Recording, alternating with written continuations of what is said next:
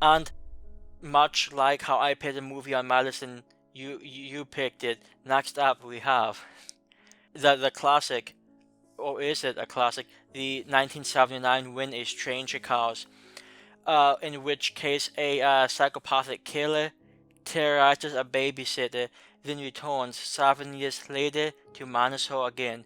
Which, on the side note, if anybody is wondering, I read that directly from IMDb. So, um, yeah, the first, and this is actually my thoughts on this movie don't differ dramatically from many other people.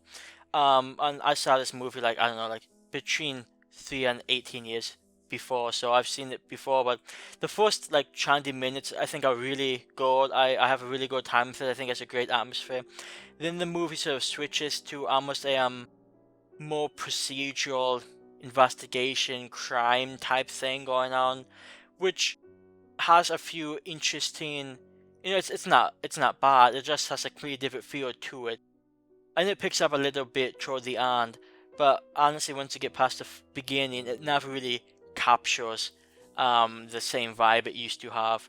So it's one of those movies that has a really fantastic portion, and then the rest is maybe more middle of the road. But I guess I'm sort of curious. I think I know what you think about this movie, but what do you think about this movie? Yeah, this is one that I've been wanting to watch for quite some time. In fact, I think it was on the that thread that we've got on the forum. You know, the one where we try and watch a bunch of movies throughout the year, which obviously I always delayed watching this one. But yeah, I finally watched it. I've got mixed feelings about it, kind of for the same reason that there's that switch after the first 20 minutes or so, which I wasn't expecting because I had always I never read too much about this movie, and of course people are aware of the whole "Have you checked the children?" type line in the movie, and so I was always under the impression that that was basically the movie, like someone just maybe inside the house calling a babysitter for 90 minutes, and things that happen throughout in the house. So I certainly wasn't expecting the switch where it goes into more of an investigation, and then you've got this unstable wimpy guy running around. And so I mean, I didn't have a bad time with the movie. I just think it was a little bit up and down for me. Like, it had its good moments and then it had its kind of stale moments. And like some of the chase scenes didn't really do it for me. Like a fat detective kind of chasing after a wimpy guy. Just it yeah, those parts. Yeah. Like I didn't mind some of the scenes where the killer's talking to the woman in the bar. There's some things going on there, and also in her apartment. But yeah, some of the aspects of chasing after the guy just didn't do it for me.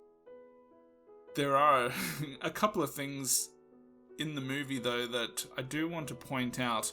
One of them early on was with the music. Like, I'm not sure if you're familiar with the THX intro sound. Yeah, I was wondering because that with that one sound that pops up, it's like I'm pretty sure I know that. Yeah. And it happened a few times throughout the movie, and it's just one of those things that, and I don't think it's exactly the same, but it's like 90-something% similar to it. So it that just kind of always made me giggle, I guess, whenever it happened, which I don't think was their intention. Now, obviously, this movie, like, I don't know if Black Christmas is the movie that started the whole prank call killer type movie, but it's obviously the first one that I can think of. So this movie definitely, whether you want to say it borrows from it, or it's a homage to it, or or just plain stole, or is like a cheap cash in of that aspect of that movie. But I mean, because this movie, it starts off with that babysitter, and then it kind of ends with that same babysitter character a little later on as she's older. And had they kind of removed the middle of this movie, and it was just him going away after all those years and coming back, and then without all that stuff in the middle about escaping from a mental hospital and detective chasing him, that type of thing, I think that would have been better. That's just me. Yeah, I suspect a lot of people agree. Um, I'm not sure how they could have sustained the movie with just the focus on the woman who was the babysitter, but I'm sure they could have found a way. I sort of like the idea of like, hey, this thing happens, and then we go forward 7 years, and then everybody looks pretty much the same age.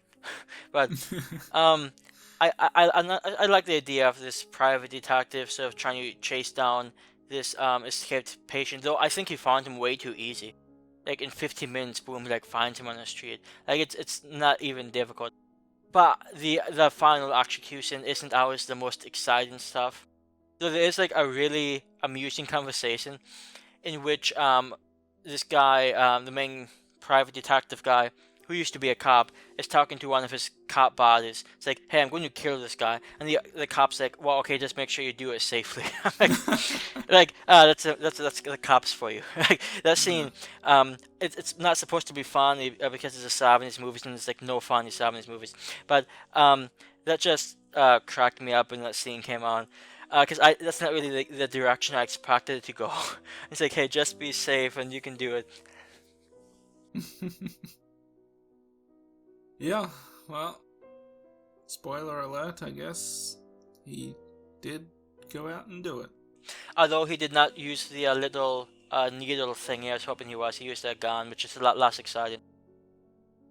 I will say one thing that I was kind of disappointed by was after, and this is still spoilers, but after he does shoot the guy at the end a few times, there's a moment where he puts a gun to his head. Like, I assume the guy's either dead or, he's pretty much dead, about to die, and it would have been nice for him to just blow his fucking head off. I mean, that would have been really cool. I was probably, I mean, like you said, he's already probably not alive at that point, so it may not have done much. Well, I think it's one of those things where, this guy is like, he's saying, okay, I'm going to kill this guy. And, he's already attacked this woman a couple of times, another woman. You think, and, he murdered really young kids. I mean, it was off screen, but that's what they say he did in that opening scene. So I would have felt like maybe he was at the point where he's like, I just got to make sure this guy's fucking dead and like just blow his fucking head off.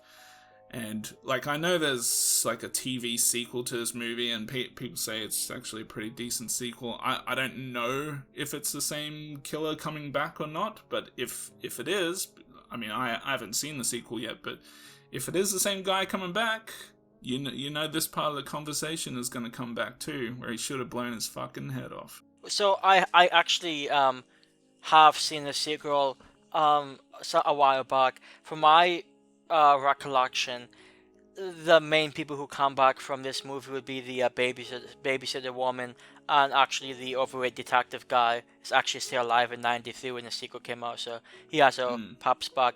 And I think, from my understanding, this same situation happens to a younger girl with a different individual, different antagonist, so they try to work together to save him. I don't know, it's a movie that might be worth checking out at some point. I will say for this one thing I did want to mention before I forget. For the most part, past the first 20 minutes, there's not that many really interesting things. But there was, I think, one legitimately good scene toward the end when the woman's like frightened, the main babysitter woman, she's a mother now. She's frightened, she's lying in bed, and she hears this whispering, and she thinks it's coming from the closet, but it's not coming from the closet. I mean, that was probably actually one of the creepiest scenes I thought in the movie.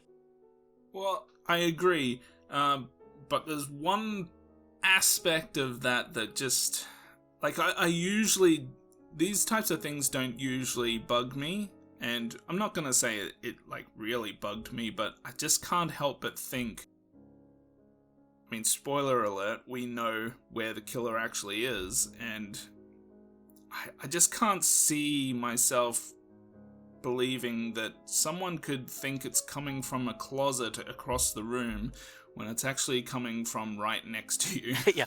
Well, I mean, the guy was locked up for, I think it was 6.5 years or so.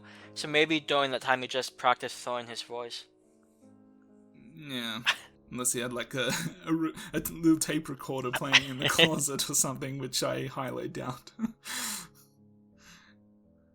So, actually, on a somewhat related note, before I go into the rating, I mentioned in my when we reviewed Slaughterhouse, I mentioned I enjoyed the music of Mortician, as repetitive as it might be, and Mortician also have a song, use sampling like maybe a minute of this movie, the part near the beginning, where it's like, hey, the cow is coming from inside the house, and that dramatic music is playing.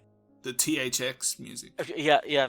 So that is I mean, obviously everybody loves the opening, and that conversation right there, just like the maybe 2 minute thing, where first she's talking to the guy, hey, what to be covered in your blood, and then hey, it's coming from inside the house. So that's fantastically thrilling scene, and it's funny because I was watching that and I was expecting after that to start hearing Mortician because I just hear it so often, but so that's all I had. Some of them using, somewhat irrelevant, but yes. So I'll just go into rating this.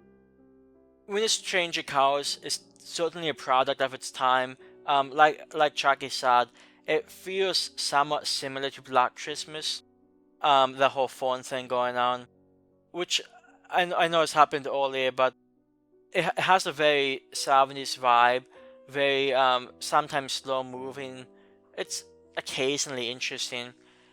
It's one of those movies that's probably, I don't have a problem with people calling it a classic, but it's never been a movie. Of course, I've only seen it twice, but it's never been a movie I've particularly been overjoyed to see. But it's a decent movie. It's just really, it's not a movie I would consider great, and though I'd certainly recommend horror fans watch it maybe once, I think you can be excused if you do it to see it a second time. So I'm going to give this movie a 6.5, and I'm going to round up to a 7. So around, I think it's just a bit below average. But like I said, the opening minutes spectacular. So at least watch that part. Yeah, I'm going with a pretty similar rating. I'm going to give it a 6 out of 10. And I feel like maybe there's a slight chance it can get to a 7 with a rewatch, but yeah, that middle chunk of the movie just, it wasn't bad, but it's just such a different shift to what happens in, the first 20 minutes and the last 15-20 minutes. So I just felt like if they could just stay focused on those same characters rather than shifting to, trying to become friends with this other woman, and yeah, it just seemed like it was unnecessary to have, and probably just put in because, hey, we need a way to make this movie 90 minutes long. So yeah, 6 out of 10. I didn't have a bad time with it. It was up and down. Maybe if it'd blown the guy's head off at the end, that might have moved up one. help lift it up a bit, depending on what they show. I mean, they didn't show him kill any of the kids, or not. I mean, you don't necessarily have to show him kill the kids, but there's something about just saying it off screen that doesn't have quite as much of an impact, I guess. I mean, we don't even see the kids at all in that scene, so maybe if I had at least seen them at some point, not see them get killed, but, see them kind of have some sort of interaction with the killer. I don't know, something. So I was actually thinking while I was watching this, because I am a child of the 90s, the whole babysitter thing that I see in some 70s movies, 80s movies, and I guess it happens nowadays too, but I just, like, hey, this is teenage, hey, you can just watch our children for like 6 hours. I don't know, just, I get it, you have to do what you have to do, but this it seems like these, I think the guy was a doctor, it seems like they didn't even know this girl. They just maybe talked to him on the phone once before. It's like, yeah, hey, you can watch our children, they're sleeping, so, we'll be back around midnight. I don't know, that situation just seems At least from my, I guess, more modern day perspective, it just seems so like sketchy. But then, I mean, let's not forget the perks. I mean, you get low-fat yogurt. Yeah, I like how that's it. Hey, if nothing else works, you got low fat yogurt. Like, yeah, I Yeah. guess he's a doctor, so it makes sense. But I like how he had to emphasize it's low-fat. Like, you need to lose some pounds, girly. Yeah. yes, he's like the guy in what's it, Trick or Treats? That guy knew how to treat babysitters.